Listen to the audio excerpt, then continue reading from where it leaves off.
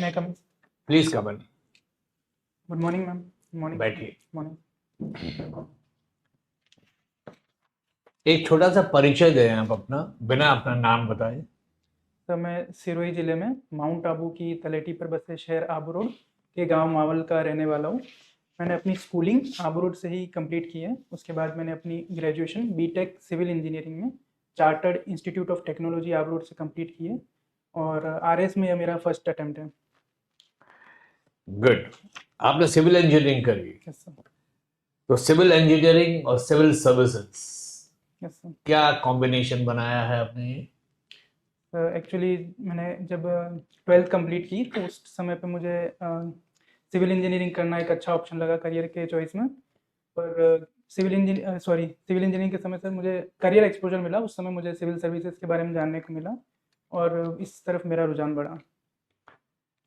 चलिए, तो आप एक बेसिकली टेक्नोक्रेट हैं। Yes sir. कुछ लोग ये मानते हैं, और टेक्नोक्रेट्स स्पेशली, यस सर।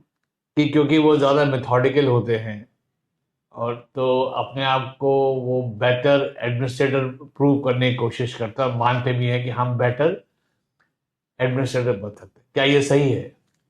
मेरा मानना है कि सर दोनों ही अपनी अपनी जगह बेस्ट है। जैसे सर जनरलिस्ट है, उसे हर डिपार्टमेंट के बारे में जानकारी होती है। और टेक्नोक्रेट जो है उसे एक स्पेसिफिक फील्ड के बारे में डिटेल में एक्सपीरियंस होता है। तो दोनों का ही अपना महत्व है और दोनों में से किसी को ज़्यादा श्रेष्ठ मानना सही नहीं होगा। पिछले कुछ सालों से इंडिया में इंफ्रास्ट्रक्चर बहुत बढ़ रहा है। तो आप मुझे बताइए, इंफ्रास्ट्रक्चर जो है किसी भी कंट्री की प्रोग्रेस में, या अपन राजस्थान का ही लेते हैं, यस राजस्थान की इकोनॉमी में उसका बहुत बड़ा योगदान होता है। ऐसा क्यों है? सर। तो पहला तो ये कि इंफ्रास्ट्रक्चर डेवलपमेंट होता है तो उसके साथ एम्प्लॉयमेंट जनरेशन होता है बहुत ज़्यादा। उसके अलावा सर जैसे रोड्स वगैरह बन रहे हैं तो उससे कनेक्टिविटी इंश्योर होती है, तो बिजनेसेस के लिए ट्रेड करना इजी हो जाता है। और sir ease of doing business improve होती है इससे सर। और दूसरे जो सेक्टर्स होते हैं उनको साथ में बूस्ट मिलता है। जैसे सर अगर कंस्ट्रक्शन हो रहा है तो स्टील सीमेंट और दूसरे जो भी सेक्टर्स है उनको बेनिफिट होता है। ये जो एक्सप्रेसवे बन रहे हैं और हाईवेज बन रहे हैं, इन दोनों में फर्क क्या है? जैसे सर जो हाईवेज है मोस्टली वो, जैसे सर नेशनल हाईवेज है वो कैपिटल्स को या इंपॉर्टेंट सिटीज़ को कनेक्ट करते हैं। और जो एक्सप्रेस वेज है वो मोस्टली जो इंपॉर्टेंट सिटीज़ है उनको कनेक्ट करने के लिए बनाई जा रही है, ताकि वहाँ तक की जो ट्रांसपोर्टेशन है वो ज़्यादा फास्ट हो सके। हाईवे को हाईवे क्यों कहते हैं? तो क्योंकि वहाँ उस पर सर ट्रैफिक जो नॉर्मल ट्रैफिक है डे टू डे वाला वो ज़्यादा नहीं रहता और लॉन्ग डिस्टेंस तक वहाँ पे ज़्यादा स्पीड पर जाया जा नहीं, तो सकता है। हाई वर्ड कहाँ से आया? सॉरी सर, अभी मुझे इस बारे में जानकारी नहीं चलिए, है। अब कुछ एक्सप्रेसवेज ऐसे भी बन रहे हैं, हाईवे ऐसे भी बन रहे हैं, जो कि अगर बॉर्डर एरिया के आसपास हैं या कुछ, तो हम उन पे अपने फाइटर जेट्स भी उतार सकते हैं। कहाँ कहाँ बने हैं? सॉरी सर, अभी इस बारे में जानकारी नहीं है मुझे। चलिए, जो एयरपोर्ट में रनवे बनते हैं यस सर। और जो एक्सप्रेसवे या हाईवे होते हैं, उनमें किस तरह का बेसिक डिफरेंस होता है? सर जो एयरपोर्ट पर रनवे बन रहे हैं उन पे जितना मैं सोच पा रहा हूँ वो उनकी लोड बेयरिंग कैपेसिटी थोड़ी ज़्यादा होती है, क्योंकि वहाँ पे बड़े बड़े एरोप्लेन्स को लैंड कराना पड़ता है। और जो रनवेज बन रहे हैं वो नॉर्मल ट्रैफिक के हिसाब से देखकर बनाए जाते हैं। तो लोड बेयरिंग कैपेसिटी और इम्पैक्ट वेराइट इम्पैक्ट का भी फर्क पड़ता है क्या? क्योंकि जब प्लेन उतरता है, यस सिर्फ सर। लोड ही नहीं, यस सर। इम्पैक्ट भी है उसका। Yes sir. अभी आप कहाँ से आए हैं? माउंट आबू से जयपुर आए हैं आप? Yes sir. बाई रोड आए हैं या बाई ट्रेन? सर ट्रेन से मोस्टली। चलिए, हाईवे पे जब आप ट्रैवल करते हैं, यस सर। तो आपने अक्सर देखा होगा वहाँ जो माइलस्टोन्स लगे होते हैं, यस सर। कुछ काले रंग के होते हैं, कुछ पीले रंग के होते हैं, कुछ प्योर वाइट भी होते हैं। Yes sir. तो ये कलर कोडिंग किस बेस पर होती है? सॉरी सर, अभी मुझे इस कलर कोडिंग का ध्यान नहीं है। कलर कोडिंग होती है या नहीं होती, ये बताएं। कैसे होती है? होती है। और क्यों करनी चाहिए ये? सर उसका स्पेसिफिक कुछ रीज़न होता होगा, तो उस बारे में अभी मुझे एग्जैक्ट अवेयरनेस नहीं है। चलिए, हाईवे का कंसेप्ट जो है, Yes, हिस्ट्री में बहुत पहले से किसने शुरू किया? सर शुरू, सर एग्जैक्ट मुझे ध्यान नहीं है, पर जैसे अपने इंडिया में देखें तो जैसे शेरशाह सूरी रोड है, वो एक इम्पोर्टेंट कनेक्टिविटी प्रोवाइड करता था, और सर अदर ऐसे रोड्स भी बनाए गए। गुड। कौन सा था वो हाईवे जो उन्होंने बनाया? सर एग्जैक्ट अभी मुझे सर उस बारे में ध्यान नहीं आ रहा। ठीक है। शेरशाह सूरी के लिए ऐसा कहा जाता है कि अच्छा, इतिहास ने उनके साथ न्याय नहीं करा। अच्छा, भले ही से उनका रेंज छोटा ही रहा हो, अच्छा। पर उन्होंने बहुत बड़े बड़े इनोवेशंस करे थे और एडमिनिस्ट्रेशन में क्या क्या थे वो? सर सर, पहला तो ये कि सर शेरशाह सूरी का एक अचीवमेंट यही है कि उन्होंने जो बहुत बड़ा मुगल जो एम्पायर था, उसको हटाकर अपनी एक खुद की जो एम्पायर है उसको स्टेब्लिश किया था। उसके अलावा सर शेरशाह सूरी के कई सारे आर्किटेक्चरल अचीवमेंट्स भी थे, और अभी सर मैं ज़्यादा ध्यान नहीं कर पा रहा हूँ। चलिए, मेरा लास्ट क्वेश्चन आपसे, ये जो करेंसी है अपनी रुपया, क्या ये शेरशाह सूरी ने इंट्रोड्यूस किया था? सॉरी सर, अभी मुझे ध्यान नहीं। Thank you ma'am, please. आप आबू रोड सिरोही का बता रहे हैं, है ना? Yes, ma'am. तो जब ये रीऑर्गेनाइजेशन हुआ डिस्ट्रिक्ट्स का अभी 2 बार, तो इसमें क्या स्टेटस चेंज हुआ सिरोही का? Yes, ma'am. जब जैसे 6th स्टेज में जब रीऑर्गेनाइजेशन हो रहा था, yes, ma'am. वो इंटीग्रेशन नहीं, अच्छा, मैं अभी जो डिस्ट्रिक्ट Yes, ma'am. रीऑर्गेनाइजेशन हुआ, Yes, ma'am. जो Yes, ma'am.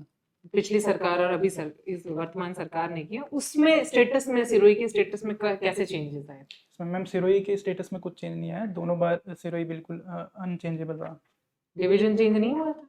Yes ma'am, sorry ma'am, division change हुआ था। तो वो भी उसका स्टेटस हुआ, Yes, ma'am. पहले पाली डिवीजन कर दिया, फिर Yes, वापस ma'am. अभी कौन सा डिवीजन लग रहा है आपके? अभी मैम जोधपुर डिवीजन है। ओके, कितने डिविजन्स हैं राजस्थान में? 7 और सबसे बड़ा डिवीजन कौन सा है? मैम, एग्जैक्ट ध्यान नहीं, पर शायद तक जोधपुर डिवीजन ही है। कितने डिस्ट्रिक्ट्स आ रहे हैं जोधपुर डिवीजन में?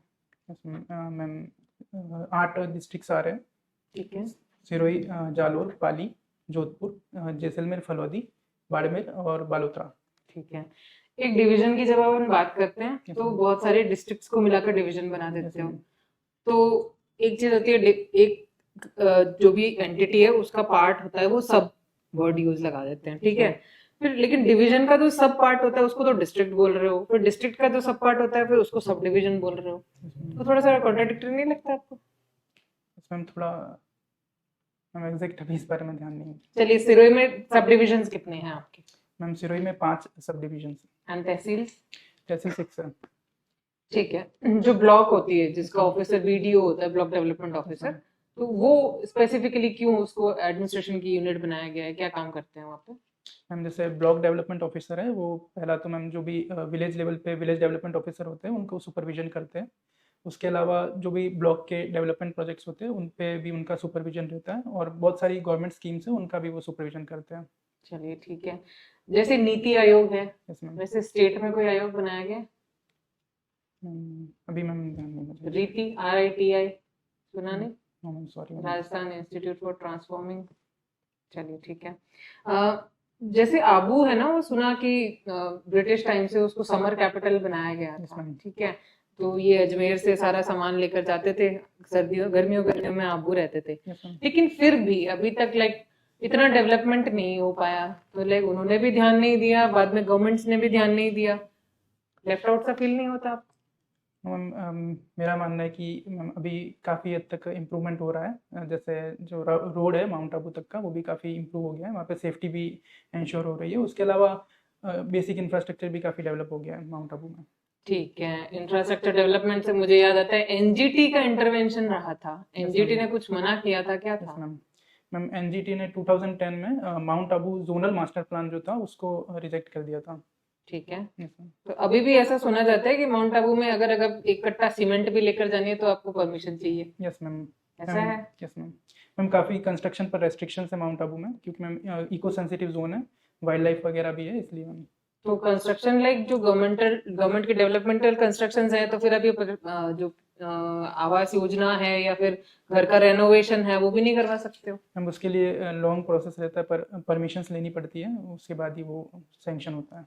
ठीक है।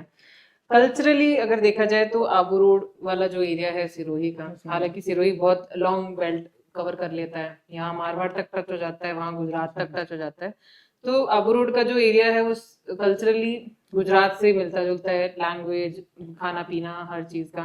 तो जब इंटीग्रेशन में भारत मतलब जब ये हो रहा था, राजस्थान में मिलाया गया, तो आपको लग रहा था कि मतलब आपको तो अभी जनरेशन के हो, लेकिन क्या ऐसा वहां की जनरल पब्लिक को लगता था कि हमें गुजरात के साथ ही रहना चाहिए था?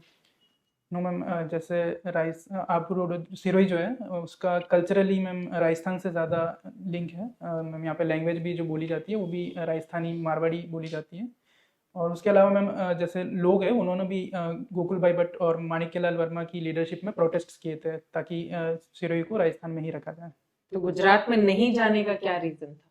सिर्फ कल्चरल? मैम वहाँ पे मैम लोग जो है, पहला तो मैम एक ये भी है कि माउंट आबू जो हिल स्टेशन है वो एक इम्पोर्टेंट टूरिज्म डेस्टिनेशन है। और उसके अलावा मैम जैसे सिरोही में काफ़ी मिनरल्स भी पाए जाते हैं, इकोनॉमिकली देखें, और मैम कल्चरली भी काफ़ी रिच है, जो राजस्थान से काफ़ी ज़्यादा इंटीग्रेटेड है। पब्लिक, ये तो राजस्थान की जो पॉलिटिकल पावर्स थी ना, उनका पर्सपेक्टिव था यस मैम। कि राजस्थान के अंदर होना चाहिए, हमको ये फायदा है। Yes ma'am. आप वहाँ लोकल जो लोग थे ना, उनका क्यों राजस्थान की तरफ इंक्लिनेशन था, क्यों गुजरात के साथ नहीं जाना चाह रहे थे? मैम मेन तो यही कि मैम कल्चरली काफ़ी राजस्थान से ही मिलते जुलते। उसके अलावा जैसे एडमिनिस्ट्रेटिव सेंटर्स भी है, जैसे सिरोही वगैरह, वो वहाँ तक की कनेक्टिविटी ईजी थी। ओके। आबू रोड बहुत एक फेमस है ब्रह्म कुमारी आश्रम यस के मैम। लिए, तो क्या है ये ब्रह्म कुमारी की आइडियोलॉजी? मैम ब्रह्मा कुमारी की आइडियोलॉजी मेनली ये ह्यूमन सर्विस पे फोकस करते हैं। उसके अलावा ये कई सारे प्रोग्राम भी चलाते हैं, जैसे नशा मुक्ति कार्यक्रम, उसके अलावा लोगों के लिए फ्री मेडिसिन डिस्ट्रीब्यूशन और मेडिटेशन का प्रमोशन किया जाता है। ठीक है। एक कर्मवाद और जो रीइंकार्नेशन होता है ना, पुनर्जन्म, यस मैम। उसके बारे में ब्रह्म कुमारी आइडियोलॉजी का क्या स्टैंड है? सॉरी मैम, इस बारे में मुझे जानकारी नहीं है। चलिए ठीक है। एक छोटी सी चीज दिमाग में आती है, अगर आपको एक शेर लाकर दे दिया जाए, यस मैम। तो फिर आप क्या करोगे? मैम पहला तो रियल शेर मैम, लाकर दिया गया। मैम देखा जाएगा कि वो किस सिचुएशन में जैसे शेर है। अगर वो शेर किसी पब्लिक प्लेस पे मेरे साथ में है तो मैं कोशिश करूँगा कि किसी तरीके से गार्ड्स वगैरह को बुला के उसे एक सेफ प्लेस पे ले जाया जाए ताकि लोगों को हार्म ना हो। ठीक है sir. Okay, I can see that you are a meritorious student since beginning. आपने 10th क्लास में आपकी CGPA 10 है, फिर 92.8% है 12th में, और आपकी इंजीनियरिंग में भी काफ़ी अच्छी CGPA है 8.86। क्यों आप RS बनना चाहते हो? आप सिविल इंजीनियर बहुत अच्छे बन सकते थे। पहला तो सर यही कि सर ग्रेजुएशन के समय एक्चुअली मेरी दीदी का सिलेक्शन RS में हुआ था, तो उससे मुझे एक काफ़ी मोटिवेशन मिला। सर जैसे जैसे मैंने प्रिपरेशन स्टार्ट की तो मुझे और जानने को मिला सिविल सर्विसेज के बारे में, उससे मेरा और ज़्यादा रुझान बढ़ा इसकी तरफ। तो सिविल इंजीनियरिंग की जो आपकी नॉलेज है उसको आप कैसे एडमिनिस्ट्रेशन में यूज कर सकते हो? तो पहला तो सर जैसे सिविल इंजीनियरिंग में हमको काफ़ी कॉम्प्लेक्स प्रॉब्लम्स को सॉल्व करना पड़ता है, तो वो चीज़ जो है वो यहाँ पे भी काम आएगी। दूसरा सर ये कि जैसे सिविल इंजीनियरिंग में भी फाइनल ईयर में कई सारे प्रोजेक्ट्स लीड करने पड़ते हैं, तो एक लीडरशिप स्किल भी डेवलप हो जाती है। तीसरा सर ये भी है कि जैसे इंजीनियरिंग बैकग्राउंड होने के कारण टेक्नोलॉजी को लेकर काफ़ी फ्रेंडली हूँ, तो मैं उसको एडमिनिस्ट्रेशन में इम्प्लीमेंट करने की कोशिश कर सकता हूँ। ओके, कंक्रीट और मोर्टार में क्या डिफरेंस होता है? मोटार जो है ना वो सॉरी सर, अभी मैं कोई बात नहीं। RCC और PSC में क्या डिफरेंस होता है? RCC में जैसे सीमेंट और स्टील का जो मिक्सचर है वो होता है, और प्री स्ट्रेस्ड जो रीइंफोर्समेंट सीमेंट कंक्रीट है। और एक प्री स्ट्रेस्ड कंक्रीट भी होता है PSC। सॉरी सर, PSC के बारे में मुझे जानना। कोई बात नहीं। लोड बियरिंग स्ट्रक्चर की क्या क्या खूबियाँ होती है, क्या क्या कैरेक्टरिस्टिक्स होते हैं? तो पहला तो यही कि उसका जो स्ट्रक्चरल डिज़ाइन है वो काफ़ी प्लानिंग के साथ बनाया जाता है। उसमें जो मटेरियल है उसको काफ़ी सोच समझ के चूज़ किया जाता है IS कोड्स के अकॉर्डिंग। और अर्थक्वेक रेजिस्टेंट जो बिल्डिंग होती है उनमें क्या क्या चीज़ों का ध्यान रखा जाता है? पहला तो सर जो स्टील यूज़ कर रहे हैं वो हाई टेंसाइल स्ट्रेंथ का होना चाहिए। ठीक है। और जो जो बिल्डिंग कोड्स है उनका भी उनको फॉलो करना ज़रूरी है उसके लिए। और सर सभी टेंसाइल स्ट्रेंथ के लिए स्टील को रिप्लेस किया जा सकता है किसी और मटेरियल से? स्टील ही क्यों यूज किया जाता है? सर स्टील ये कि सर चीप मटेरियल भी है, इतना कॉस्टली नहीं है। उसके अलावा सर वो इजीली अवेलेबल है और कॉस्ट इफेक्टिव भी है। स्टील का बेसिक रॉ मटेरियल क्या होता है?